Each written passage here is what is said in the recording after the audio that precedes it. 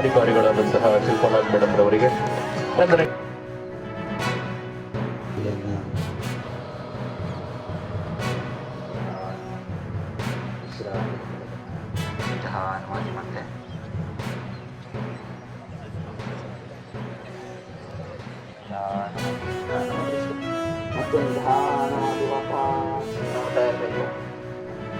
ಈ ಆಸನ ಶಶಂಕಾಸನ ಮೊದಲ ಆಸನ.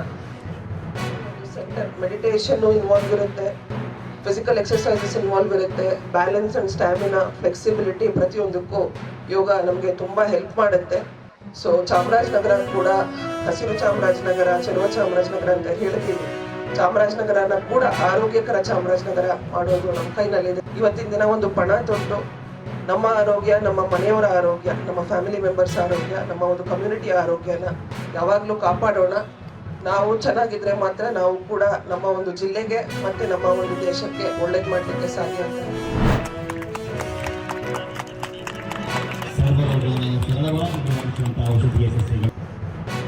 ಮುದ್ರೆಯಲ್ಲಿ ಸಹಜ ಶಶಂಕಾಸನ ಇದು ಸಹ ಸರಿಬೇಕು.